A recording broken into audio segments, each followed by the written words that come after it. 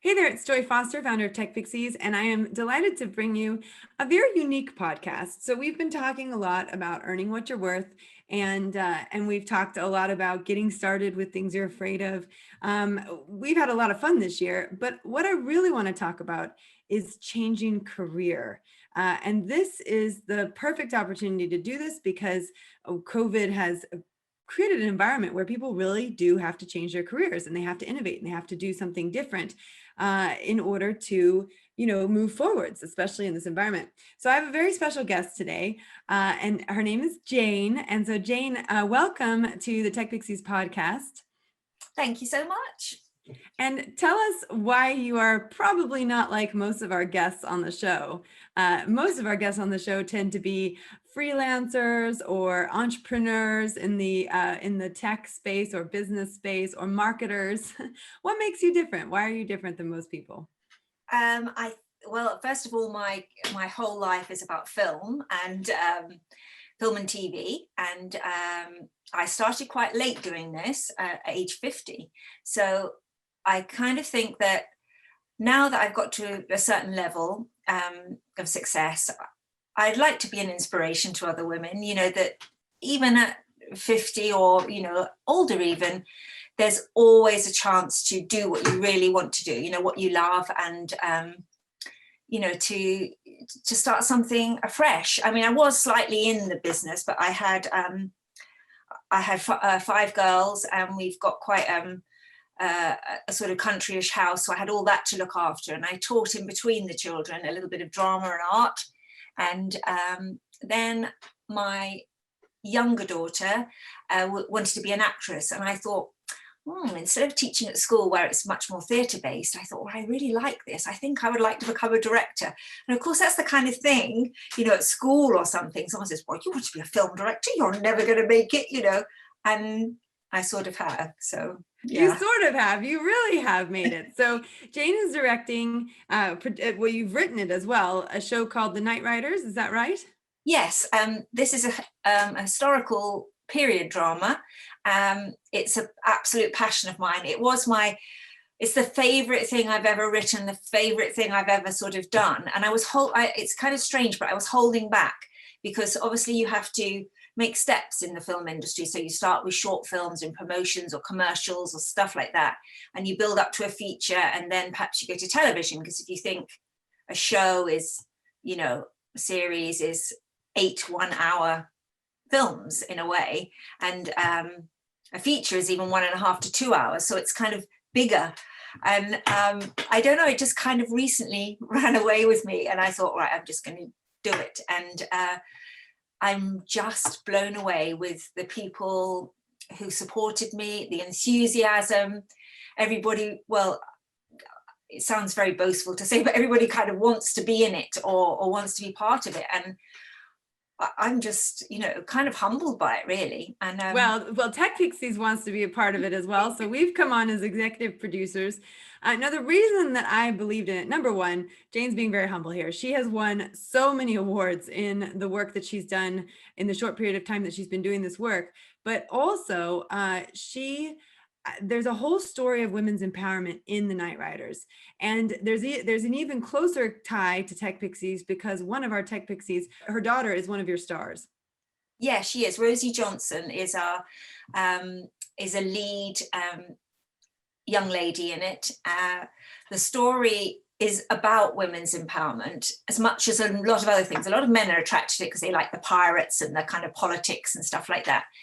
But Elizabeth Goodfellows, who is a squire's daughter who Rosie plays, she bucks against society, where women were quite denigrated in those days. They were very second-class citizens. They couldn't marry without their father's consent. They married who their father told them. They couldn't be educated. They certainly couldn't go to university. And I can't give too much of the story away, but she certainly makes her own change in the system. And obviously, some of the women in it do suffer for that sort of railing against the system. So there's 5 main women. Well, Rosie playing Elizabeth Goodfellows, she's the main lead, and then there's 4 other stories. it's set in 1714, which is when George I came to the throne. So the other ladies in it are a rather spiteful and horrible aunt of Rosie's, but of Elizabeth Goodfellow's, but she, you can see why she has got a dreadful life, because even though she's wealthy, her husband is out in the West Indies, and he has a mistress out there and children out there. He never comes to see her, and she's very dependent on her brother, who is Elizabeth Goodfellow's the squire. She's very, very dependent on him for her whole lifestyle. So she can't divorce, because those days you couldn't divorce. She can't meet anybody else. She has nobody really in her life. So she turns very bitter, and you know, that could happen to somebody. So I think it does happen to people, unfortunately. I think that, you know, we don't live in the 18th century anymore, the 1700s anymore, but we are still fighting some things, you know, now, even in the 21st century, that women are still being, you know, held back here and there, and we have to make an effort to really push ourselves through, don't we? And I think that positive attitude, that can-do attitude, and not becoming spiteful, but instead, you know, embracing what's available to you is really the way forwards. Yes, that is true. So she is the sort of one of these, because you have to show all sides of you know, the complexity of you know, women's rights and women's attitudes in those days. So another person is the mistress of her husband, who lives in the West Indies, and she has 2 boys by Sir William Dean, and she is mixed race. But we have a very interesting sort of concept here, because she is half Spanish and half black, but she pretends to be Spanish because this is more acceptable. And we sort of go into those kind of you know, things in the story. And of course, the rather Marguerite, the rather spiteful aunt, you know, susses this out sort of straight away and tries to make her life as miserable as possible. One, because she's the mistress of her husband, and one, because she's so prejudiced and racially prejudiced, which isn't a nice thing, but I wanted to show that that existed in those days. But she's quite a strong character, so we see her, you know, making her own life from something that could be, you know, very difficult. Well, and that also happens today. I mean, we're still living through prejudice and racism to a huge degree. And, you know, the recent events have just highlighted the fact that we still are struggling with that. Yeah, she in the story, she, in the black slave trade, Daisy, she's called, she does go down to the markets, and she kind of wants to buy everybody to give them a better life, you know, but she can't. But you can see her kind of trying to improve a situation that is awful and far more widespread than, you know, she can manage. But that's a little part of her story. And then we also have Esther the witch, and she is in she's an apothecary's daughter in the village of the squire's village, where Elizabeth and the squire and all the family live. And she has to fight against the fact she has her father was an apothecary, and her grandfather was a seaman who's brought back all these magical, otherworldly artifacts that she uses to see into the future, and, you know, to give herbal remedies. She can't be a doctor because she wouldn't be allowed to go to university. And again, without giving too much away, certain women even, and men, want to have her, you know, burnt at the stake, but she rises through that. So that's another story. Yeah, and I'm just trying to think of what the 5th one is now. Don't give it all away, Jane. Don't give it all away. You've given enough. So, but I think that what's very fascinating about this whole thing is, you know, here is, you know, probably at the moment, the work of your life. You know, there probably are other amazing pieces of art to come out of you still, but this is something you've always dreamt about. You've always wanted to do. And you had a career change in your 50s to become a writer and director. So talk about what you had to do, I suppose, mindset shift wise, in order to go ahead and do it. Because I would imagine that switching from being a teacher, you know, like a drama teacher that was raising 5 girls and looking after a country home, switching from that into becoming a writer director, but really believing you could do it, not just, oh, I'm going to dabble in it, but you're really going for it, which you have, and you've won all these awards for it. And now you've got this incredible series that you're putting together. What was going through your head? Like, what were the thoughts you had to overcome in order to make that career change? I think I probably have been always a little bit maybe impetuous and maybe overconfident, I don't know, but I just thought I'm going to do it.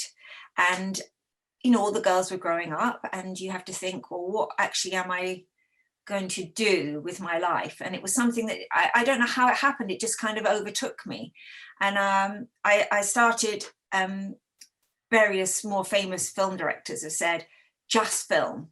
So I made a little film. It was called Blackberry Girl, because in those days, I don't know if you remember the Blackberry, that was the rage at the time, the phone.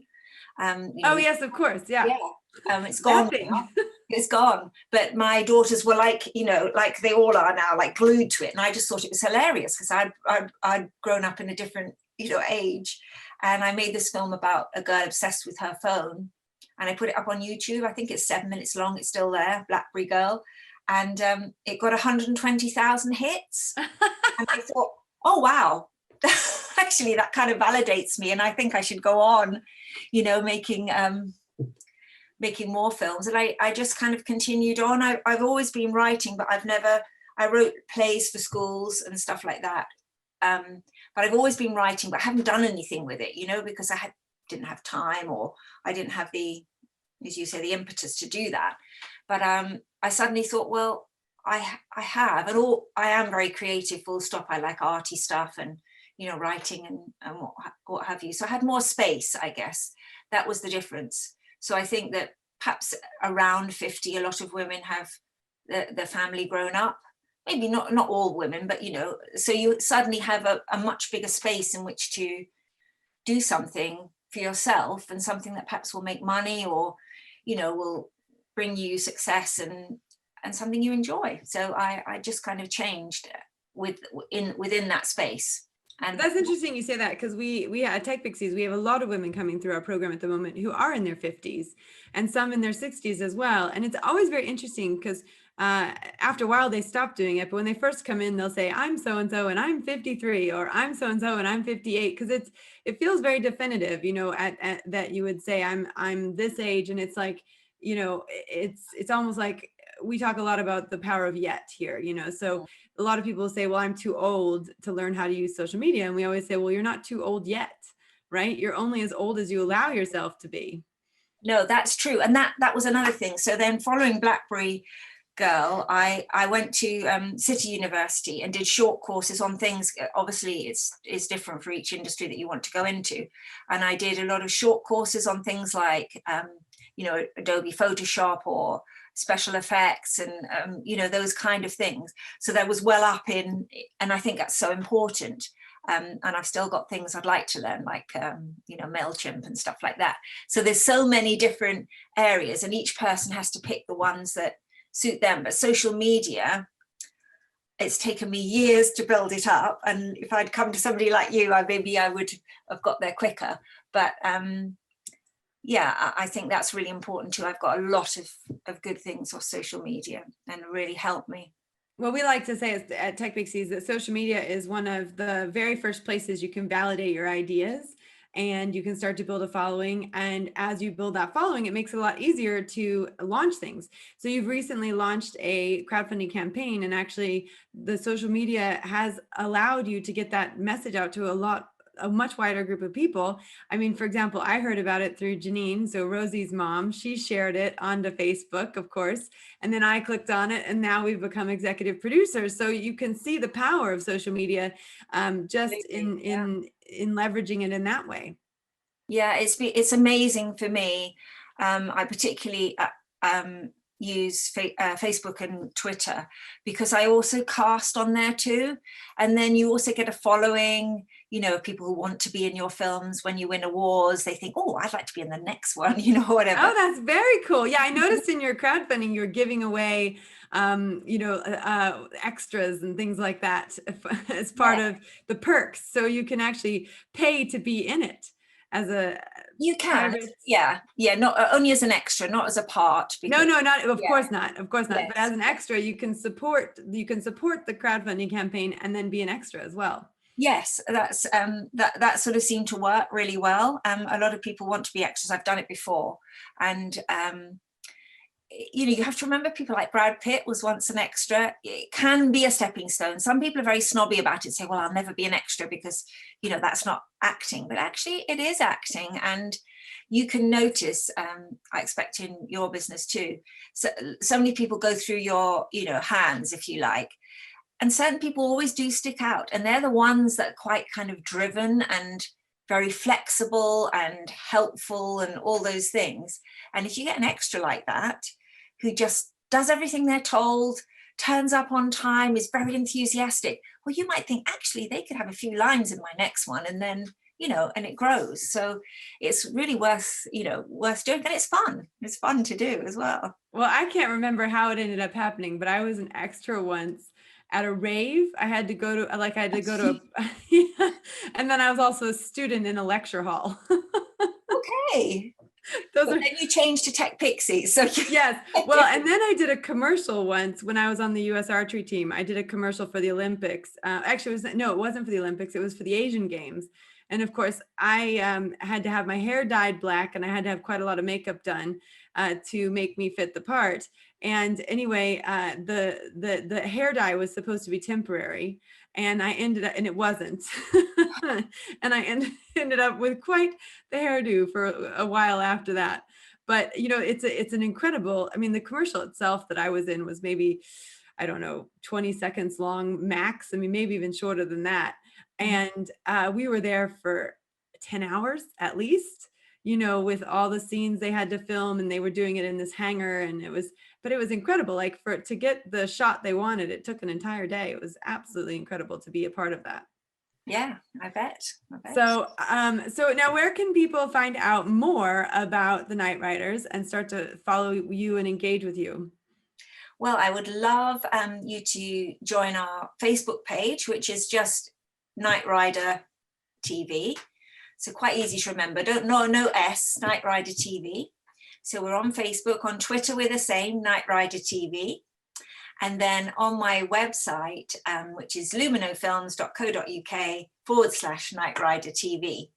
Then No, wait, hold on. I just want to point out here, we talk a lot about branding at Tech Pixies, and that is exactly what we mean. It's making sure it's the same handle across all the networks and on the website. Look at how easy she made that for you all. Just pointing that out for those of you who don't like to listen to me when I say get your branding right. That's a perfect example of why. oh, thank you. I've done something right. That's Yes, you have. Yes, oh, definitely. So yeah, so Lumino is LUMINO. Yes. Okay, Yes. and then it's films with an Yeah. S at the end, .com/Night No, Rider .co.uk. TV. Oh, sorry, apologies. So luminofilms.co.uk/Night Rider TV. Yes. I definitely hope people go and follow you. I also hope people support you. Of course, Tech Pixies is 100% behind what you're doing. We believe in it totally and fully. And also, I think what I'm excited about is the story of women's empowerment that comes out of it.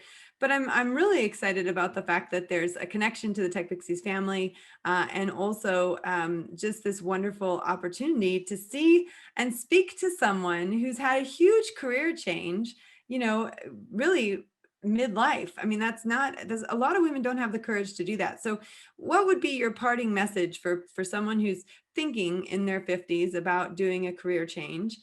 And what would you tell them?